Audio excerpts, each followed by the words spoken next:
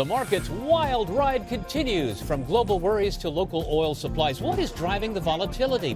In today's cover story, it's been 40 years since Ebola was first identified. Why isn't there a vaccine?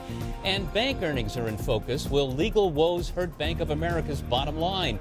Plus, living in the age of the hack attack, what one security expert says you need to do to protect yourself. First Business starts now. You're watching First Business. Financial news, analysis, and today's investment ideas. And good morning. It's Wednesday, October 15th. I'm Bill Mahler in for Angela Miles. In today's first look, about that recent detour on Wall Street. Between October 8th and today, American equities lost nearly $744 billion in value. Investors have been running for the exits as they worry about global growth. But after 3 days of declines came Tuesday's early rally. In the forefront, small caps, airlines, banks. But then it all petered out. Investors are wringing their hands over troubling signs in Europe. They may be a harbinger of a possible global downturn, which could undercut America's strong economic recovery. Well, here are the numbers at the close of trading yesterday. The rally fizzled, leaving the Dow down a few points. The other two indexes were slightly higher. Gold shot up $3 an ounce, and oil continued falling hard, hitting a two-year low there.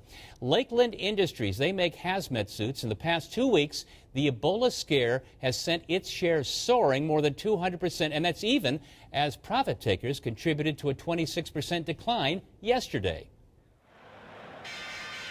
All right, another market free fall followed by a rocket recovery, which then goes soft. Trader Larry Shover from SFG Alternatives. I've got a little case of market whiplash here, Larry. Yeah, absolutely. And it reminds me a lot of last February when we had that nebulous 6% growth scare. We did have some bad numbers, but people seem to be more afraid of stocks and the volatility than they were on the economic landscape. I think the same theory holds true today. Let me ask you about a couple of stocks that came out after the bell yesterday. Intel, CSX, their numbers look pretty good.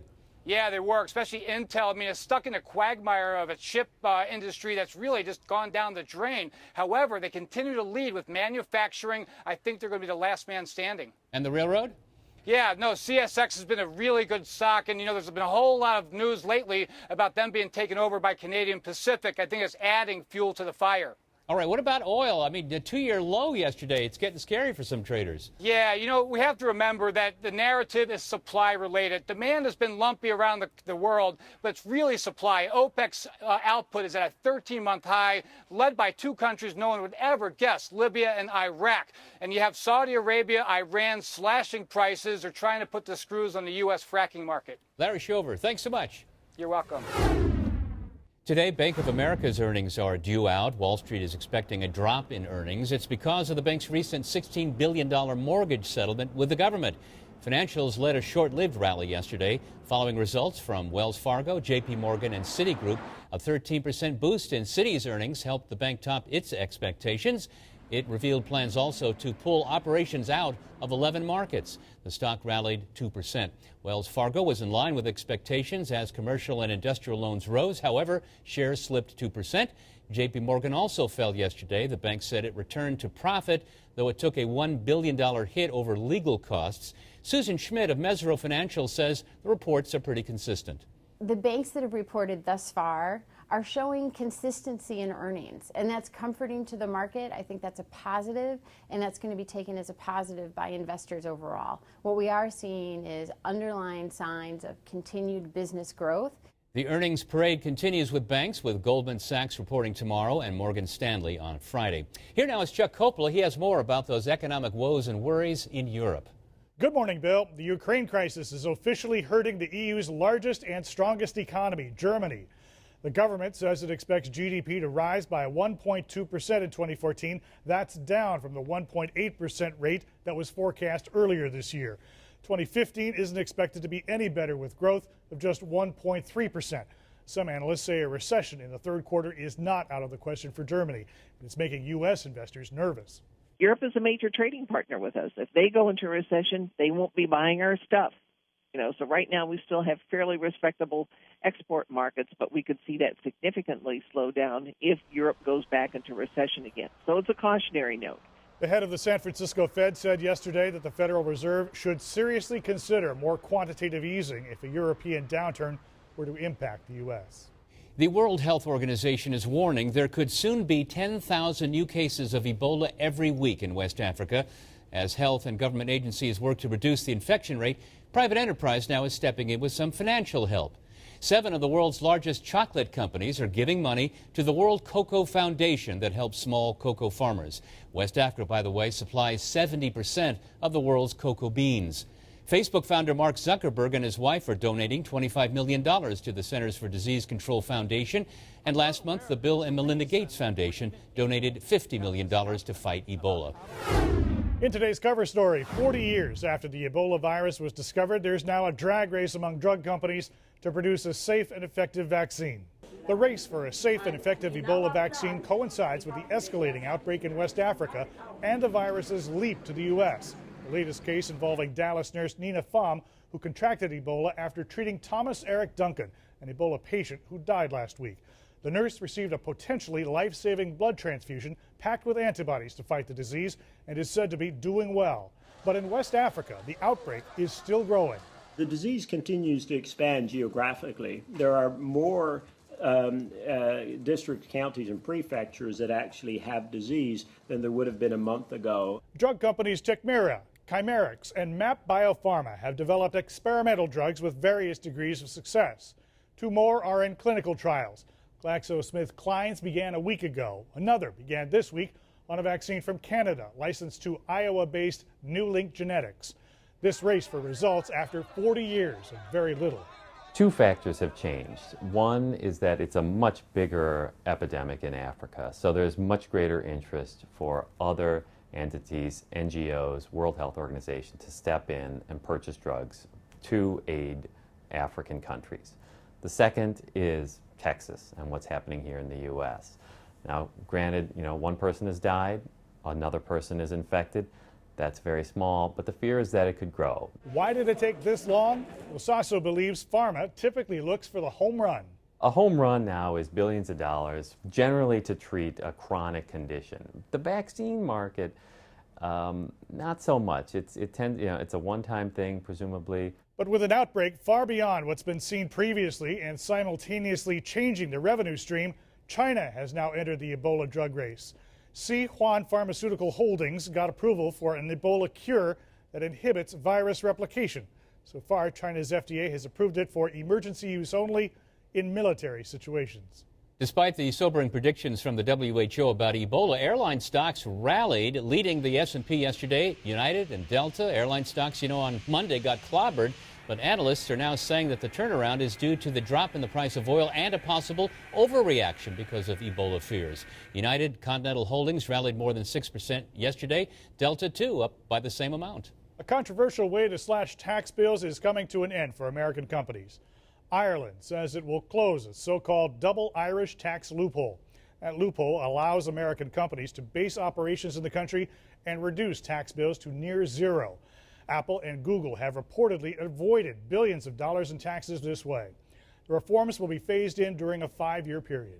A most uncommon new perk for female employees at Facebook and Apple, freezing their eggs. Yep, social media giant Facebook has already started covering that procedure, and Apple will do so in January. It's not cheap, at least $10,000 for every round, plus nearly $500 a year for storage.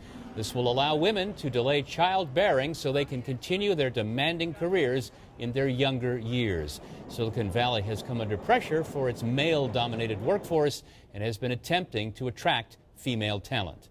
Google wants to be the top dog in same-day delivery. It's expanding its quickie delivery service to 3 new metro areas. Google also launched a service similar to Amazon Prime, in which customers pay a monthly fee for same-day or overnight delivery. With its announcement that it will open its doors to shoppers on Thanksgiving Day at 6 p.m., Macy's fires the first shot in this year's Thanksgiving Wars. Macy's is the first major retailer to announce holiday shopping hours, but it will certainly not be the last. In 2013, major outlets like Target, Kohl's, Kmart, and Sears were all open on Thanksgiving Day. Last year, there were several well-known chains, though, that refused to open on Thanksgiving. That includes both Nordstrom and Home Depot, yet no word from them as to their plans for 2014. Johnson & Johnson tops today's earnings wrap. The healthcare company's earnings and sales rose in the third quarter. Sales jumped for its blockbuster hepatitis C drug. J&J stock slid 2%. Results for railroad company CSX also came in strong. Stock rose 2% after beating the street's expectations. CSX says it projects double-digit growth in 2015.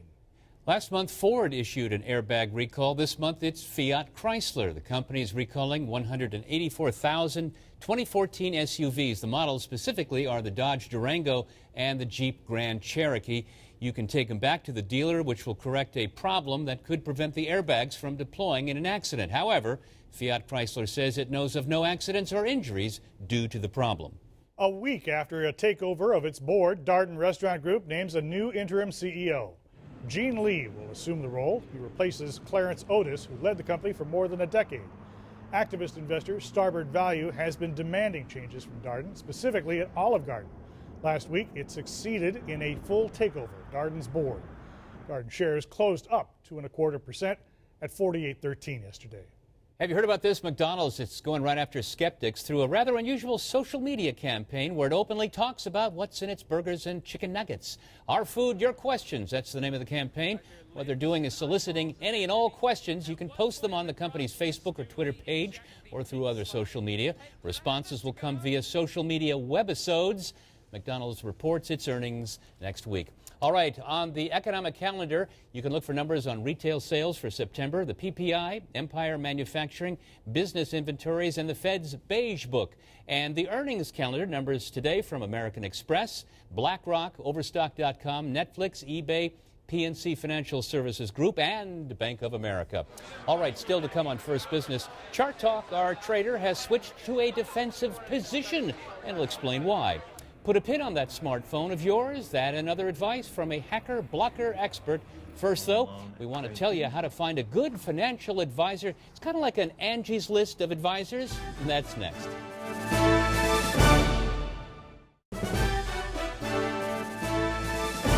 Fraud, reckless advice, indifference to a client's best interests. These sometimes are part of the experience that customers have with financial service experts. If only there was sort of an Angie's List kind of a place where you could go to get impartial ratings of financial advisors. Well, actually, because of a recent SEC ruling, there now is. Several of them out there. One of them is run by Kathy McBreen. Hers is called MillionaireCorner.com. I think consumers have been getting ripped off or just bad advice for a long time. I think a lot of people would say it's about time.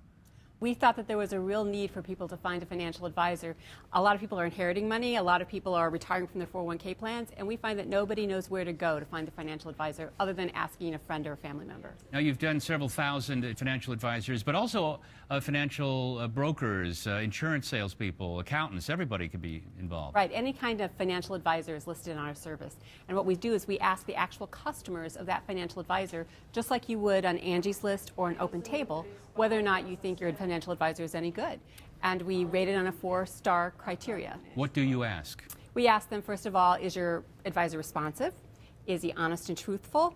Is he knowledgeable? And are you satisfied with his performance overall? You know, we can't ask the exact, are you satisfied with his investment performance? Because everybody's investment performance is different based upon, you know, their own objectives. And that way that you can tell on a 4-star scale whether or not they're happy with that advisor. And this is for people who are trying to find an advisor or trying to find a new advisor for the first time. Yeah. Both, because sometimes you may find that you like the advisor that you have, but you're looking for somebody who specializes in a particular area. You said earlier that you looked at the criteria in terms of the top reasons people fire their financial advisors. Exactly. Our parent company, Spectrum Group, does research with investors and has for over 20 years. And those were the criteria that we find are the top criteria why people fire their advisors. They don't trust them. They're not being responsive is the primary reason people fire their advisors. All right, Kathy McBreen, MillionaireCorner.com. Kathy, thanks so much. Thank you.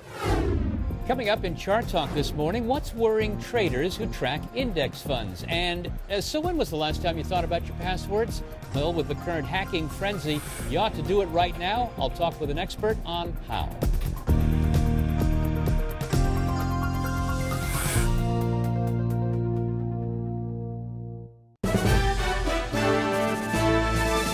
Russian hackers found a weakness in Microsoft Windows and used it to spy on governments, NATO, and a myriad of telecommunications companies. That's according to a new report from iSight, a computer security firm in Texas. Targets also included European energy companies and academic institutions in the United States. It's unclear exactly what was stolen, but according to iSight, Many of the targets were linked to the standoff between Russia and the West over tensions in Ukraine. However, the company added that the illegal activity stretches back to 2009. Boy, it seems, I don't know, every week there's another report about hacking. It's happening so much. I saw a report the other day. It says that we're becoming so complacent, we're suffering from hacker fatigue. Well, that's not smart. Each of us has a responsibility to take at least minor steps to protect ourselves. So how do we do that? Is it, what, better passwords? Let's talk with Tom Kemp. He's CEO of Centrify. That's a software and cloud services security company in San Francisco.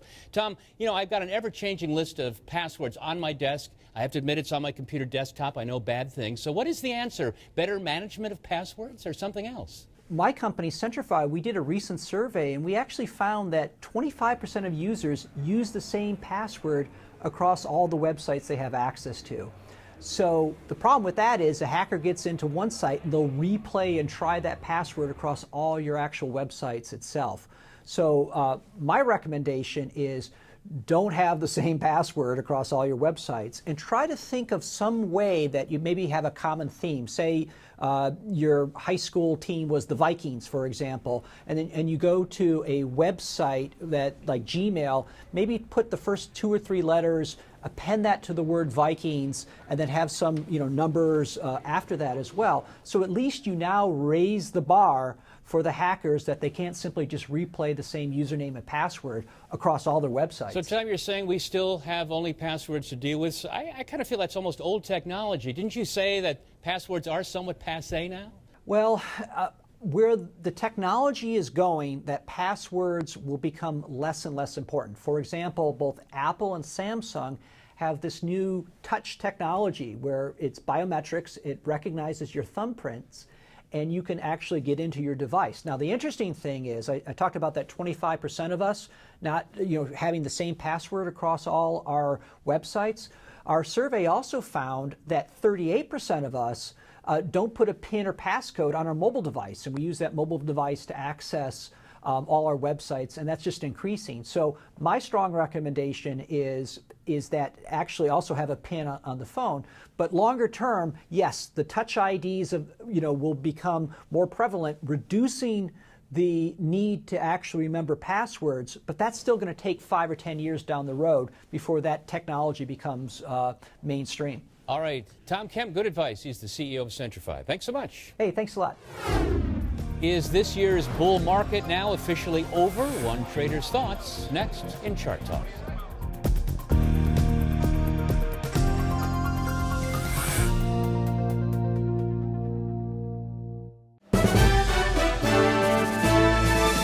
Okay, for Chart Talk, talking today with Dan Howe from PTIsecurities.com. Dan, let's talk about index because I know your firm follows that very closely. What's been driving things this week and particularly yesterday? The negative news yesterday out of Europe certainly set a little bit of the tone, but on the other hand, we've been down for 3 or 4 days, and we opened up on pretty upbeat earnings. Now, the Dow broke the 200-day moving average yesterday. The S&P 500 did it earlier in the week. A lot of people say that's the signal at the end of the bull market. How do you read that? There's a couple different definitions of bull market. I mean, certainly the 200-day moving average is some people's, a 10% correction or other people's. So, I mean, I don't know if I put that much stock in the 200-day moving average because really our market is being led by the Russell Index, and they broke the 200-day moving average weeks ago. So, Russell's actually performing a little bit stronger than the other two the last 2 days. So, that's the one bright spot in the market right now. ETFs, what do you see there? We do a lot with the SPDR. We do a lot with the Russell. We also do some with the sector SPDRs. They all look very weak at this point. They certainly are selling off pretty good. The worst is the XLE, the energy sector, because the news yesterday about the consumption of oil was awful. I mean, it basically said it was the slowest growth rate since 2009, our biggest recession year. So that really set the tone for oil, drove it down another 4%, yesterday afternoon. So consequently, those were recession-type numbers. So you're staying pretty much on a soft cushion right now, not doing any big moves? We're very, very defensive. We let a lot of our stock get called out in June and July, and we've been in cash ever since. We're just doing small option spreads to give people a little downside push in case something happened. This was our first target in the S&P yesterday, the 1865. So probably tomorrow we're going to look at the news and see if the earnings are continued good. We might start stuffing our toe back in the water, but I think it might be a little bit early because this really is not looking good right here. All right, Dan Howe, thanks so much. Thank you. And that's First Business for a Wednesday morning. Glad to have you along. Tomorrow, how the box office got its groove back. The movie mystery that's puzzling film critics. That's on tap again tomorrow. From all of us at First Business, I'm Bill Motter. Glad you were watching.